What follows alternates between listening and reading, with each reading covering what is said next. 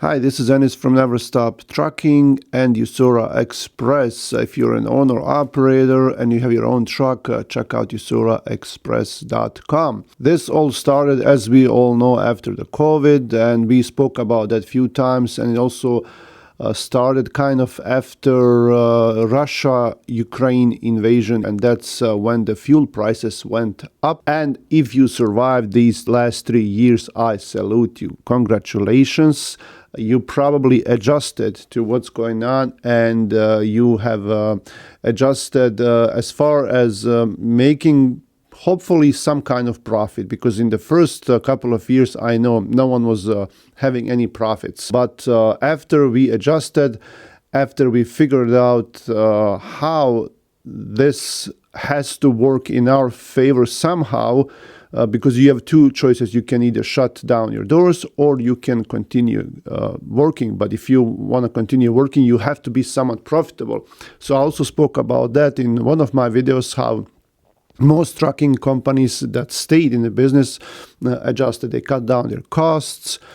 They tried to find different lanes that will give them better profits. And they probably got rid somehow of those overpriced, expensive $200,000 trucks, and maybe got some cheaper trucks, or hopefully paid some cash if they had any left. Now, this did not only started because of the COVID and the Russia-Ukraine invasion, because the Russia-Ukraine invasion was just at the timeline. The bomb was ticking anyway, but the government intervened after the COVID. And in my opinion, we should have free markets as far as anything goes. Whenever government intervenes, something bad happens. And we can, from the history, the Great Depression that happened in the United States, it was also prolonged before of the failed government intervention. They wanted to help, but they just made it last longer. Same thing with the auto industry help. Same thing with banks. When they helped banks, the Wall Street, they gave them all that money. They helped them survive. Same thing happened. And now here, even in COVID, we were just... everyone was working from home, and no one was having any good thoughts as what's going to happen to everyone, what's going to happen to the industry, to our jobs, to our homes. And then government decided to give everyone all that free money. And that, in the short term, put the economy back on its feet, but in the long term, it made it worse. So what they should have done is they should have left the markets correct themselves, right? They gave a lot of free money to families, and that's okay, I guess. Families needed to survive, but then they also gave out those PPP loans, and PPP loans were meant to keep everyone on the payroll. And those loans, if you were able to prove that you actually paid your employees, then they would be forgiven, and most of them were. But a lot of companies, they misrepresented the employees. Sometimes they would have these contractors, 1099 contractors, and then when we're talking about the trucking industry, they had these owner-operators. And there were a lot of companies that had owner-operators, and they reported them as employees. And based on that, they were able to acquire millions of dollars. Some companies got $1-2 million in form of the PPP forgivable loan, but they presented their owner-operators as employees, right?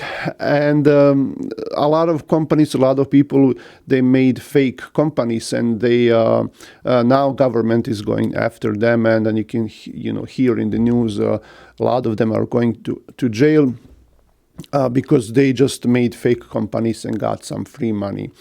And then these trucking companies, that's how they got these millions of dollars, right? And it helped them survive this crisis.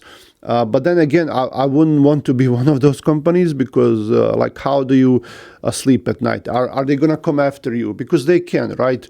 And these owner-operators that were 1099, they were able to apply for those PPP loans for themselves because they're self-employed and they can get some money, some free money legally based on that. But then you have their companies reporting them as well as the employees. So that's where the problem is. Also, there were these idle loans, the emergency disaster loans that most companies were getting as well. Now, these loans are loans; they have to be repaid, and people got $100,000, $200,000, $1 million in these loans. And the SBA was advertising like 3% interest rate, but it's a 30-year repayment, right? So after everyone got these loans, then they postponed the payments because everyone was still struggling. They couldn't pay back that money, so they postponed them for a year or two or so. But the interest kept, accruing to those loans. And now, like, if you have like $100,000 or $200,000 idle loan, the interest could have went up for like $10,000, $15,000, right? And you were not using, you were not paying that money, but in those two years, you could have gotten like $10,000, $15,000 or more in interest rate just because that money is sitting. And now, as a company, you have 30 years to repay that loan, and that's a lot of money, right? So that's putting these companies in a bad position again, and that's one of the reasons why they might be struggling right now. Another thing that happened is that these mega carriers, they started to try to make these monopolies. They would buy other companies, smaller companies, buy them out, and we can see that right now too. And same with brokerages; they're just buying these smaller companies, and they're trying to make their own rules because they can. Now they have more power. They have more power, in lobbying with the government, demanding different prices, and they can even get some help from the government, right? If they're big enough. So they can also operate on lower margins. They can the profits. They don't have to be as big as ours. Like if you have 10 trucks and if you have 1,000 or more trucks, then your profits can be smaller, right? Same thing like Walmart does. That's how they can afford the smaller prices because they work with quantity. And that's another problem that we are seeing, and I don't think that's going to go away. It can only get worse. The current system that we are seeing, it's kind of set up to close down all these smaller companies or discourage everyone else to start their own company, especially if you're an owner-operator and you want to start your own company, your own authority, where you're going to be one-man operation. Right now, that's not a good idea, and everyone that talks to me about that, I discourage them because that's literally gonna be impossible, and you're just gonna be struggling for next year or so. So if it's that important to you, without any foreseeable light at the tunnel, and you're really stubborn to do it, yeah, go ahead, do it. But if you want peace of mind, then I just won't start my own company right now, especially if you're an owner-operator and you want to drive your own truck, or if you're going to have someone, that's even worse. Like if you're going to have someone driving your truck, you're not going to be profitable at all. The problem with these spot markets right now is that, in my opinion, these spot rates are gonna stay for a while. And I wanted to make a video. I will release that video soon about 2025 predictions. It's not a prediction of exactly what's going to happen, but I just wanted to talk about that and maybe try to find out what we can expect in 2025. But these spot market prices are here to stay, and it will never be the same for the small carriers like it used to be. It's just right now it seems impossible. Something really huge has to happen in order for something to change in the foreseeable future, right? Because we have thousands of trucks that are on the road that are not meant to be there, and you can't just magically take those trucks away from the road. Like if a company goes down, someone else is gonna get those trucks, they're gonna auction them, they're gonna sell them, and someone else is gonna get those trucks and they're gonna start driving. And these small things like 170,000 of drivers losing their CDL because of the clearinghouse, like that's nothing. That's just a drop in the sea. That's not gonna do anything to the industry. Like this is not enough. And these are the drivers, right? We still have those trucks, and these trucks, no one is gonna just take them and salvage them, right? These trucks are gonna be on the road, and this is gonna stay, right? That's what I think. Now, if you adjusted in last few years, well, in last year, let's put it that way, then you will probably survive this, right? And I spoke about that in one of my videos, how companies are adjusting, and that's the only way that they can survive. Like they can't get better rates, you can't make the equipment cheaper, you can't make the insurance or fuel cheaper. The only thing you can do is adjust as far as your business goes, your expenses and your private expenses, right?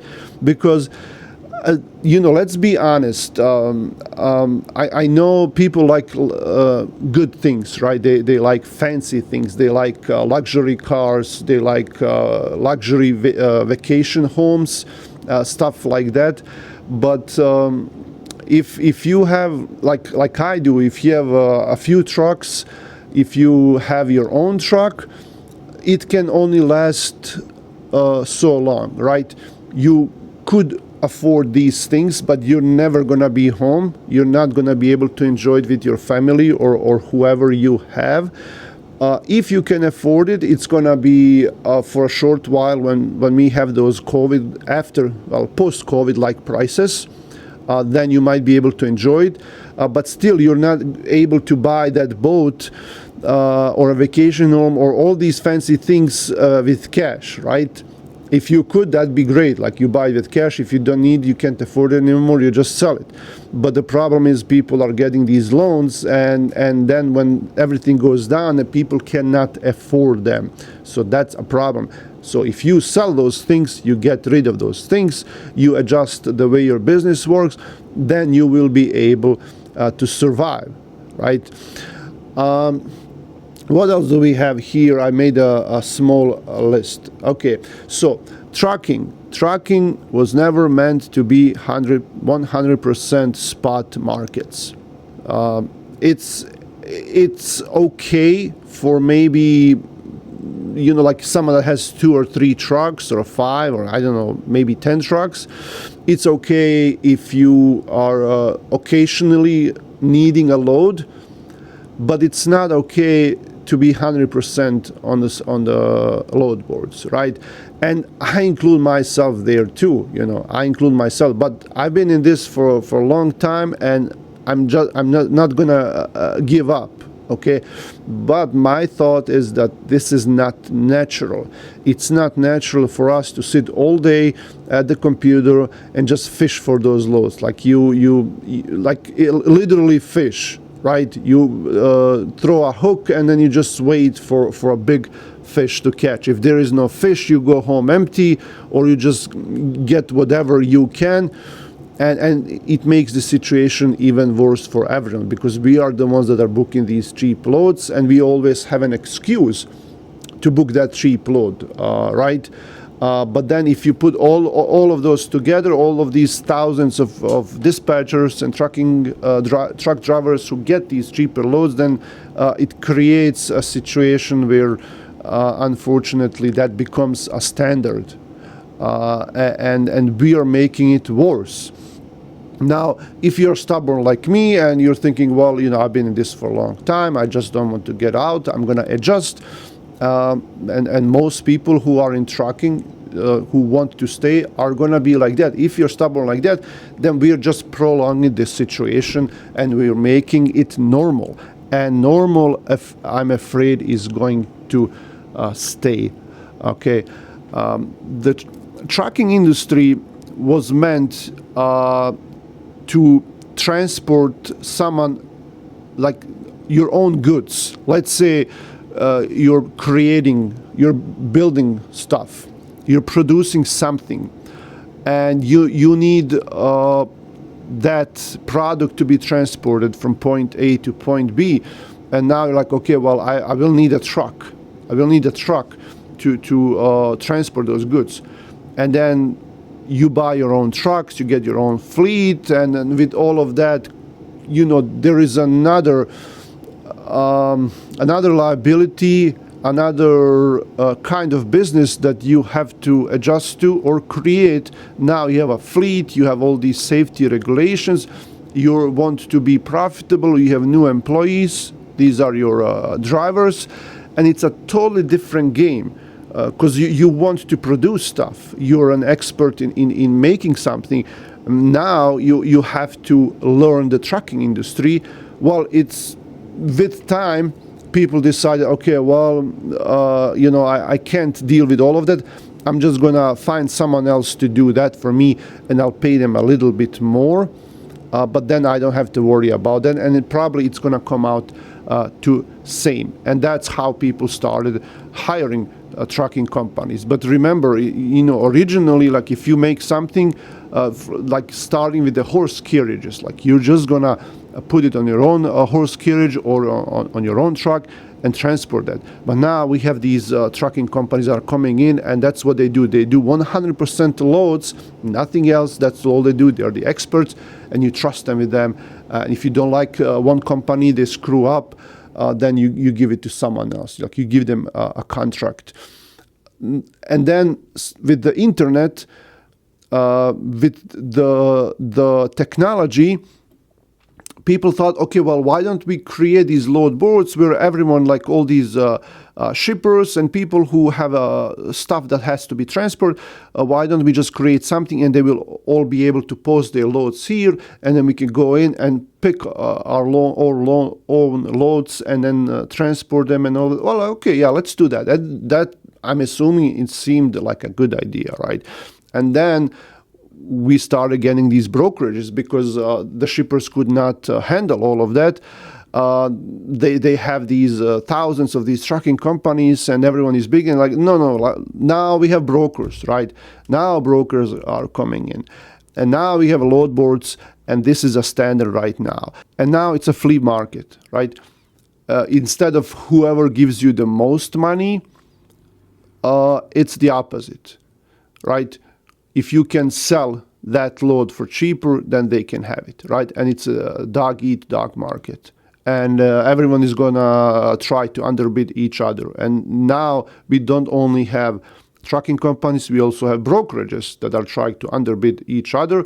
And once they are able to do that, when the shippers give them the contracts, now they're presenting the same load to these carriers, to thousands of carriers, and then these carriers are trying to underbid each other. And it's just not sustainable. It's not normal. It's not natural. And I don't think it's going to last for long. We all think, okay, well, this is like a God-given concept of trucking industry. No, this only started happening with the internet and with the load boards. For hundreds of years, people needed their stuff transported. They didn't have trucks, but they had to transport the loads in one way or the other. So now these load boards have been around for like 20 years or so, right? Who says that in next 10 years or 20 years that they're going to still be there? It's just not natural. We have this Wall Street-like market, right? This is a market we are not Wall Street. We're just truckers. We want stuff transported. We like trucks, and we are simple people, right?